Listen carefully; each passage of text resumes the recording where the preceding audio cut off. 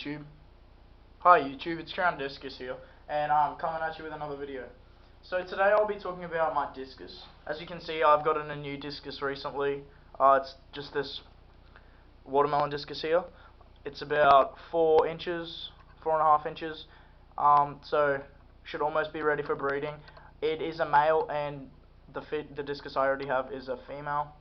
In this tank I have some Harlequin West borers, and the aquascape's pretty simple. Just a couple of rocks, plants tied to the rocks down there. I'm not sure what those are, but they're usually meant for floating to take the nitrates out of the water. So that's what I have up in this top corner here.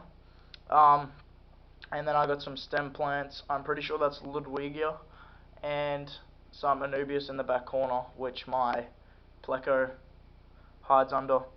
And the topic of today's video will be treating for fluke and tapeworms in your discus. So most discus keepers treat their fish once every month, or even more often than that. It's not really necessary, but I'll give you some health signs that will tell you if your discus has fluke or tapeworms. So the first sign will be that your discus will start getting lethargic and sitting down into one corner.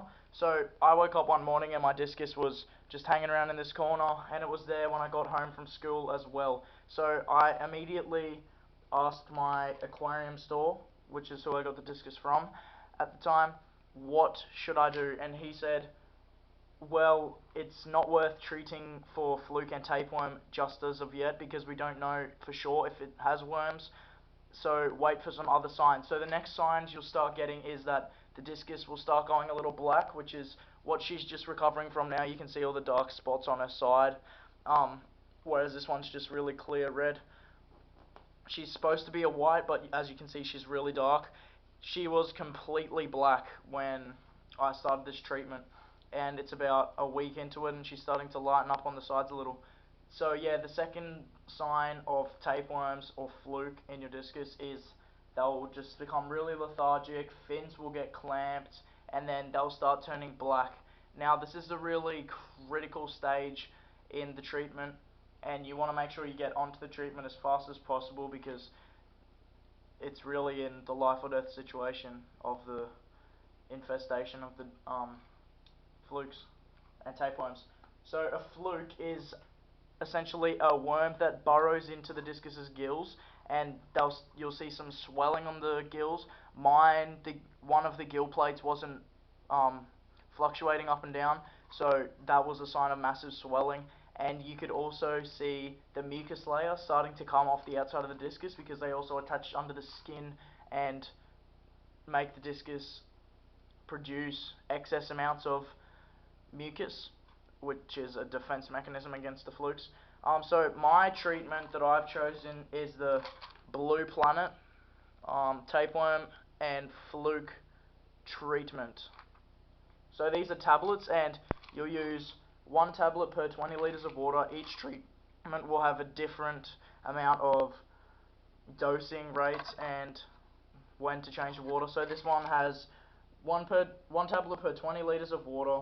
So I added 3.5 tablets into this tank because it's 75 liters, and then you do a 25% water change after 48 hours from the initial dosage, and then you can repeat after 7 days. I do recommend repeating the dosage after the required time of waiting, because it prevents reinfestation. So there'll still be eggs and other flukes and tapeworms in your substrate, so if you dose again, those will most likely be killed.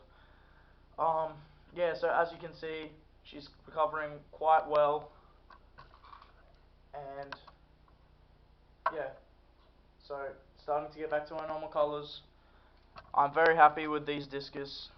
So I have the watermelon discus, and hopefully I will get about 4 more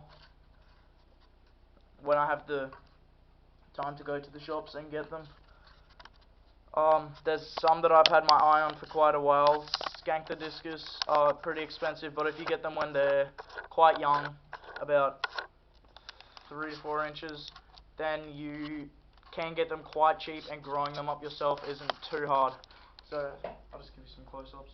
That's my watermelon, and Shaniqua, her side's clearing up quite nicely now. That was all black. As you can see, it's getting a little bit lighter now, which is really good. I love the colours on this guy. Hopefully I'll get one soon.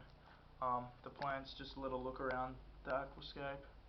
I got some moss, some Christmas moss tied to a piece of wood down there. An ABS. Let's see if we can get around to the Blanco. No, it just started under. Okay, so I'll be back with another video shortly. Please remember to leave a like, comment and subscribe. It means a lot. Thanks guys.